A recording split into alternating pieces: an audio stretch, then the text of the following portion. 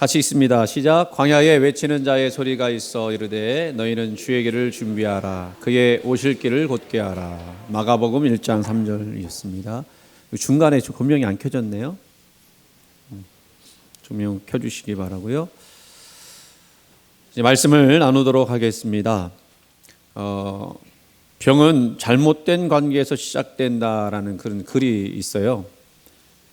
그래서 그것을 읽어봤습니다. 이 글을 쓰신 분은 상담 사역을 하는 그런 목사님이 쓰신 글이고 자기 경험에서 우러난 어떻게 보면 주관적인 글입니다만은 이런 내용이었어요. 어릴 적 어머니는 아버지 때문에 고통을 많이 당했다고 그래요. 왜냐하면 아버지가 첩을 그 집에 들였기 때문에 그렇습니다. 그러니까 어머니가 이 사랑해야 할 아버지를 미워하게 되니까 그 고통이 얼마나 심했겠습니까? 그런데 결국은 그 어머니가 암에 걸려 일찍 돌아가시고 말았습니다. 그런 경험으로 인해서 이 목사님은 인간의 질병이라고 하는 것은 가장 가까운 사람의 관계에서 비롯되는구나라는 것을 알게 되었다고 했습니다. 물론 뭐 주관적인 내용입니다만은 그래도 뭐 그 내용을 보면 큰 이유가 될 수 있겠다 생각을 합니다.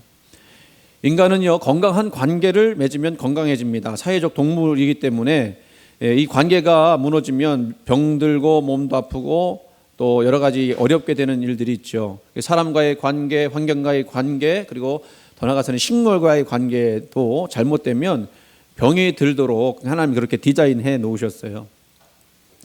지하철을 많이 타시겠습니다만 지하철은 노인들에게는 65세 이상인가요? 무료입니다. 그래서 지하철은 많은 적자를 내고 있다고 그래요. 저는 궁금했습니다. 아니, 왜 이렇게 적자가 나는데도 계속 무료로 할까? 그런데 지하철 공사에서 이런 그 안내를 해 주더라고요. 노인들을 무료로 하면 노인분들이 우울증에 걸리는 비율이 낮아지고 더 나아가서는 자살하는 비율도 떨어지더라. 무슨 이야기인지 이해가 되시죠?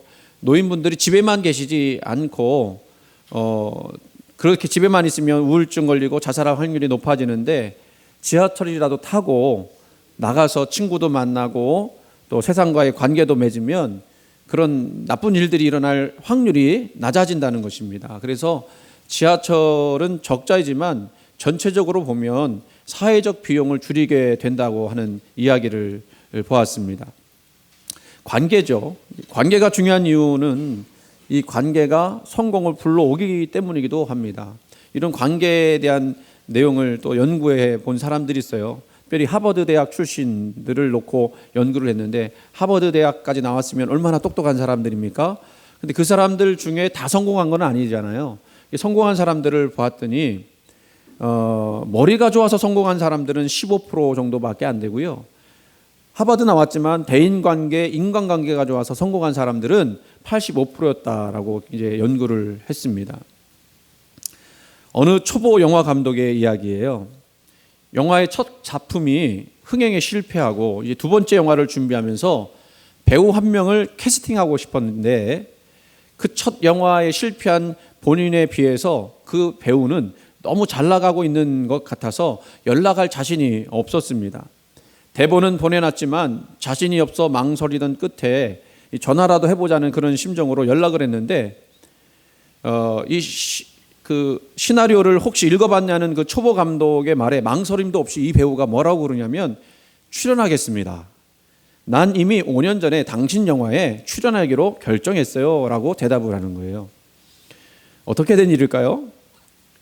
5년 전에 이 배우는 무명이었습니다. 그런데 오디션을 보게 되었는데 오디션 관계자들이 그를 별로 이렇게 썩 마음에 들지 않았기 때문에 또 떨어졌구나 하는 심정으로 집에 돌아왔습니다. 그런데 집에 와서 핸드폰 메시지가 있는데 녹음이 된 거를 발견하게 되고 그 녹음을 듣고는 이 배우가 충격을 받았습니다. 뭐라고 거기에 돼 있느냐면 안녕하세요. 오디션 봤던 영화 조감독입니다. 좋은 연기 정말 감명 깊게 봤습니다. 하지만 이번에는 맞는 배역이 없어서 같이 작업을 못할 것 같습니다. 정말 죄송합니다. 언젠가는 꼭 좋은 기회에 다시 뵙고 싶습니다. 이렇게 메시지를 넣은 거예요. 그러니까 떨어졌다는 얘기를 그렇게 한 거죠.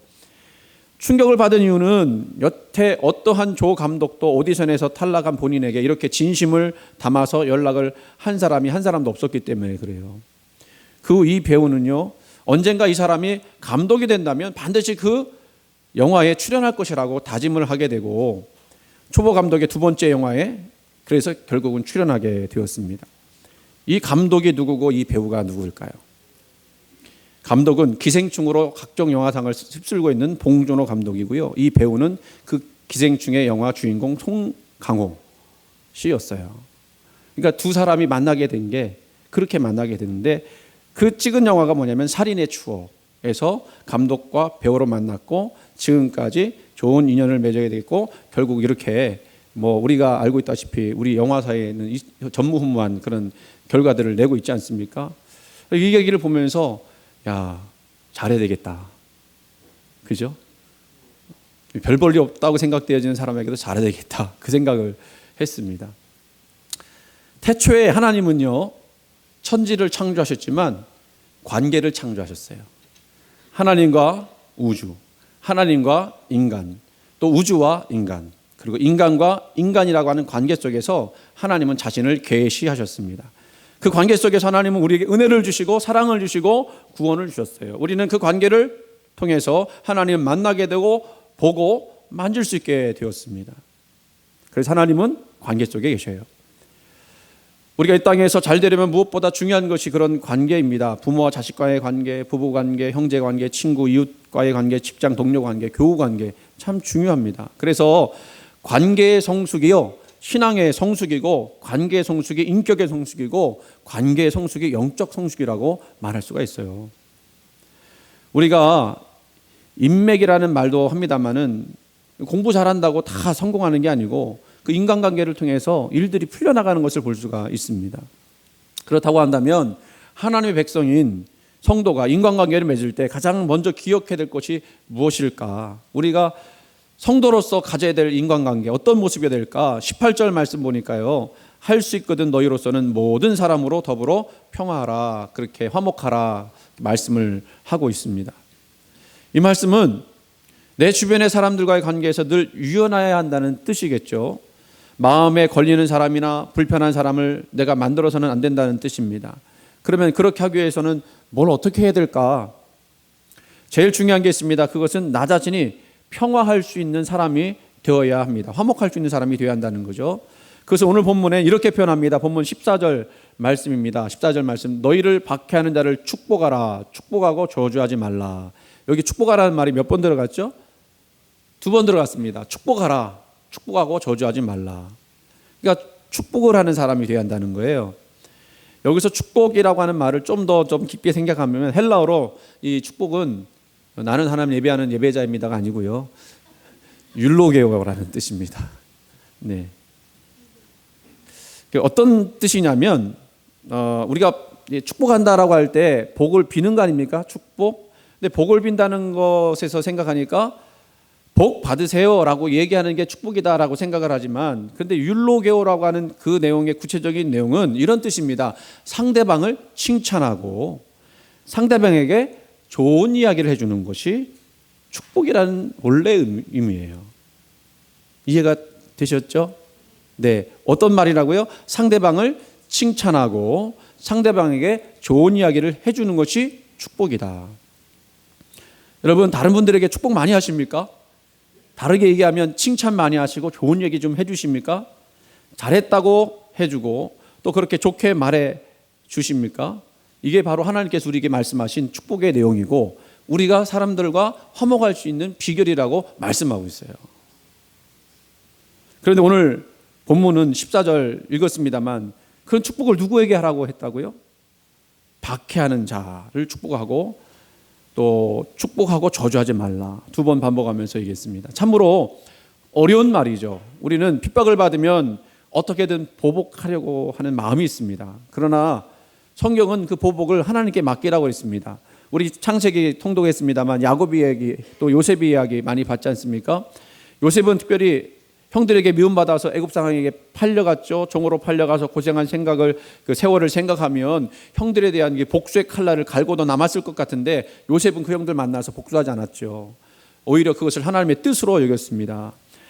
창세기 45장 4절부터 8절까지 말씀 보면 다 읽을 수는 없지만 그때 형들 만나서 이렇게 얘기하죠. 그런즉 나를 이리로 보낸 자는 당신들이 아니요 하나님이시라. 이렇게 얘기를 해요.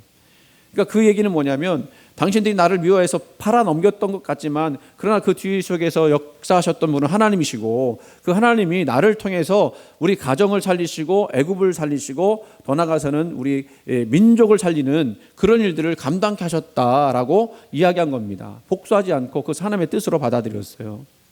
이렇게 용서한 요셉 어떻게 되었습니까? 우리가 잘 알고 있다시피 하나님이 쓰시는 도구가 되었지만 또 세상에서도 어마어마하게 복을 받은 사람이 되었습니다. 대부분의 사람들은요, 작은 일에도 미워하고 복수하고 원수 갚으려는 마음들이 있는데 그 원인이 뭐냐면 사실은 하나님을 철저히 신뢰하지 못하기 때문에 그래요.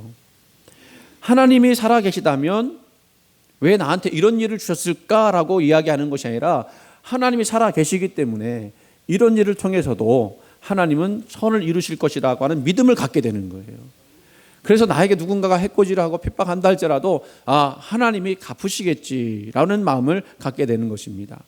로마서 12장 19절부터 21절까지 말씀, 내 사랑하는 자들아 너희가 친히 원수를 갚지 말고 하나님의 진노하심에 맡기라. 기록되었으되 원수 갚는 것이 내게 있으니 내게 갚으리라고 주께서 말씀하시니라. 내 원수가 줄이거든 먹이고 목마르거든 마시게 하라. 그리함으로 내가 숯불을 그 머리에 쌓아 놓으리라. 악에게 지지 말고 손으로 악을 이기라. 우리가 읽었던 본문이에요. 원수 갚는 것은 누가 하신다고 했어요? 하나님이 하신다고 했습니다. 내가 갚아주겠다. 우리가 그 하나님을 믿는다고 그러면 내가 원수 갚을 것이 아니라 하나님이 그것을 갚아주실 수 있도록 나는 그냥 하나님께 맡겨드리는 거예요. 근데 하나님이 나에게 뭐라고 말씀하셨어요? 오히려 그 사람들을 핍박하는 사람들을 저주하지 말고 오히려 축복하라. 그렇게 말씀하십니다. 우리가 악을 악으로 욕을 욕으로 갚지 않고 도리어 복을 빌 때 하나님께서 그 모든 것을 보상해 주실 줄 믿으시기 바랍니다. 여러분에게는 그런 경험이 있으셨는지 모르겠어요. 그렇게 내가 갚지 않고 하나님께 맡겨드렸더니 하나님이 나에게 오히려 더 복을 주셨다. 더 은혜를 주셨다. 그런 경험이 있기를 간절히 소원합니다. 우리가 잘 알고 있는 미국의 아주 유명한 부흥사이신 D.L. 무디라는 분 계시죠. 이분은 만나는 사람마다 복을 빌었습니다. 아이를 만나도 축복했고 술 주정뱅이 노름꾼 깡패를 만나도 축복을 했습니다. 그런데 놀라운 사실은요, 그 축복한 대로 그 사람들이 되더라는 거예요. 아이에게 축복했더니 아이가 성장해서 목사가 되고 술 주정뱅이에게 했더니 교회에 충성된 일꾼이 되고 노름꾼이 변해서 새 사람이 되더라. 이 복의 축복의 그 비밀 아니겠습니까? 하나님은 저와 여러분에게 축복의 근원이 되라고 말씀하세요. 다른 사람이 나눠준 그 축복을 내가 얻는 것도 있겠죠. 그럴 때 여러분이 축복의 근원이 돼서 그 축복을 넘쳐 흘러 다른 사람에게 줄 수 있는 그런 인생이 되기를 원하고 계십니다.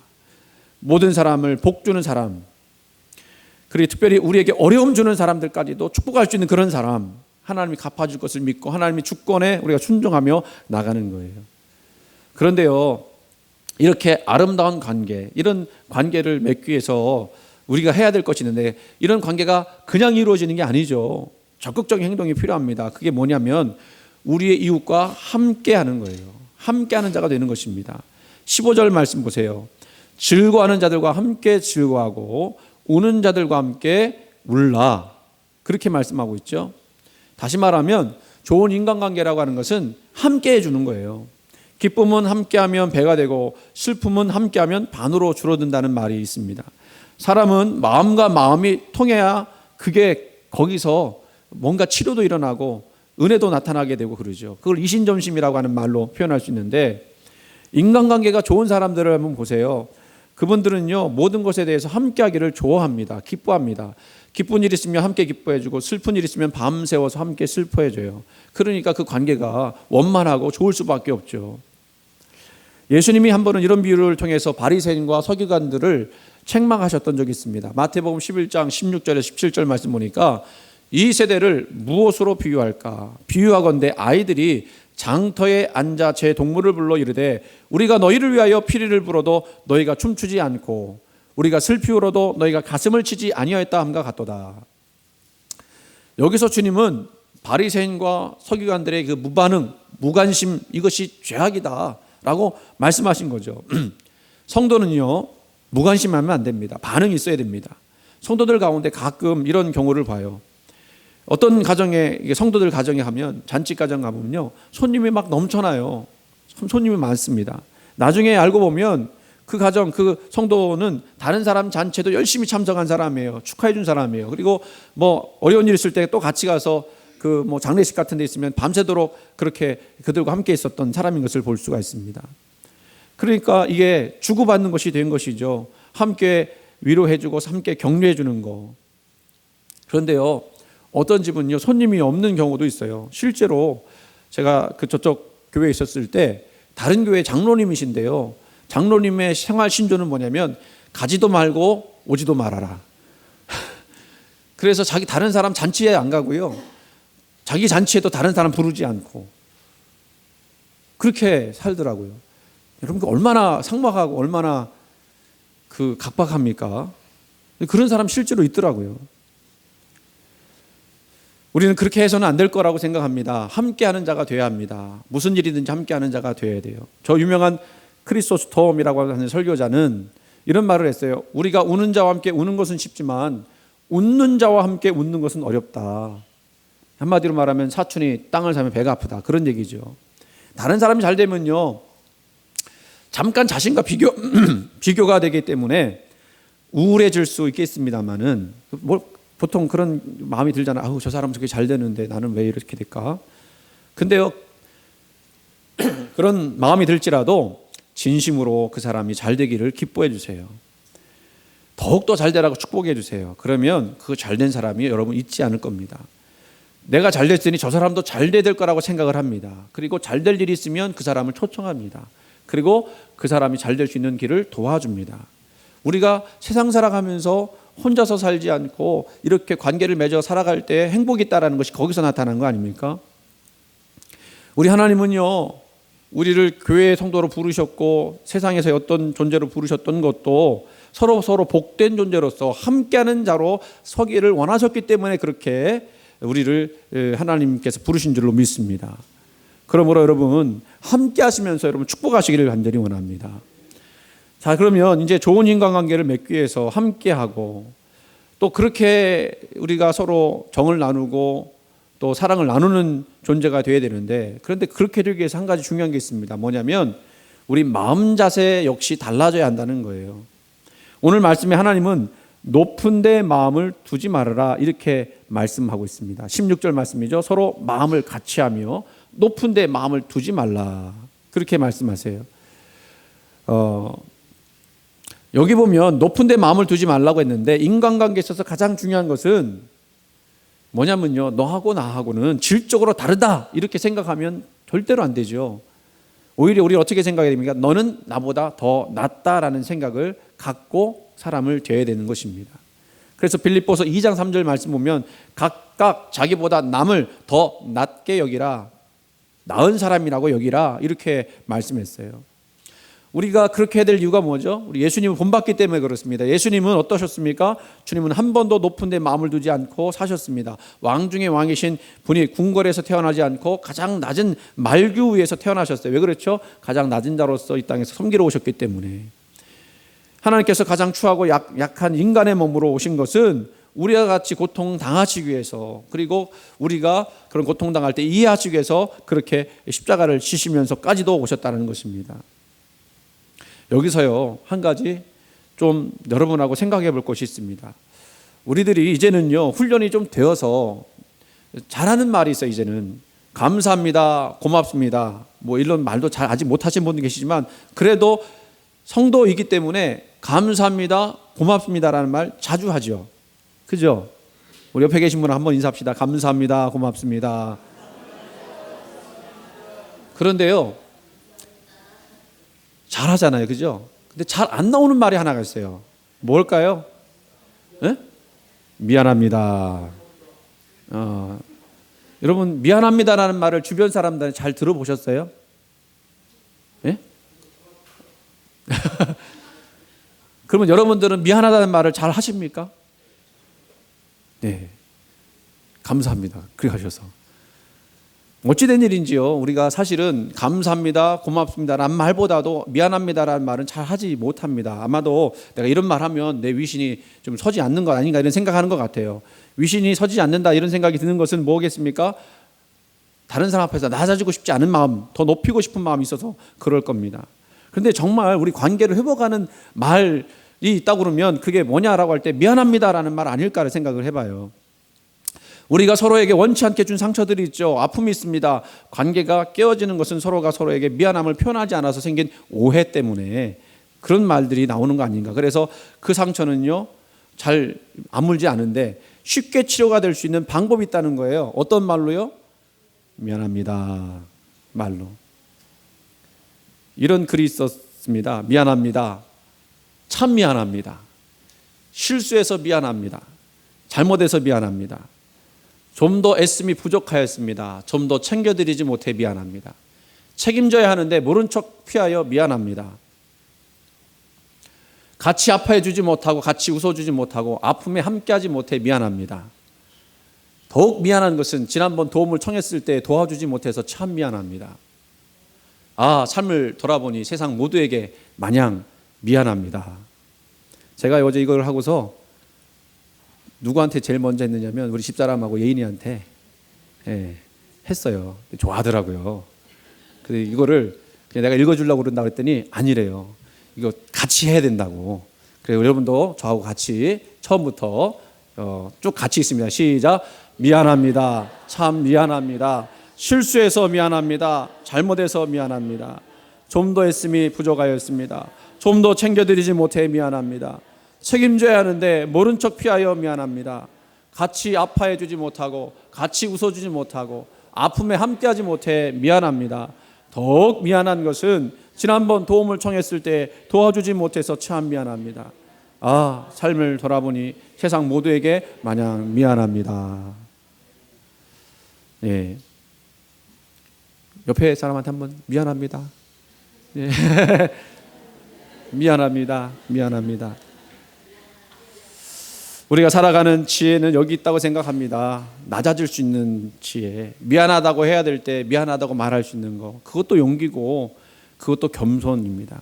저는 이런 겸손이 우리 사이에 있다고 하면 분명히 큰 소통이, 공동체 안에 소통이 일어날 거라고 믿고요. 더 나아가서는 우리 안에서 사랑이 춤출 줄로 믿습니다. 더 나아가서는 성령이 우리를 하나 되게 하신 것을 경험하게 될 것입니다. 말씀 제목이 이랬죠. 하나님은 관계 속에 계십니다. 우리 하나님은 관계 속에 정말로 임재하세요. 상대방의 얼굴에서 하나님 얼굴이 비춰져야 되고요. 상대방은 내 얼굴 속에서 하나님 비춰줘야 돼요.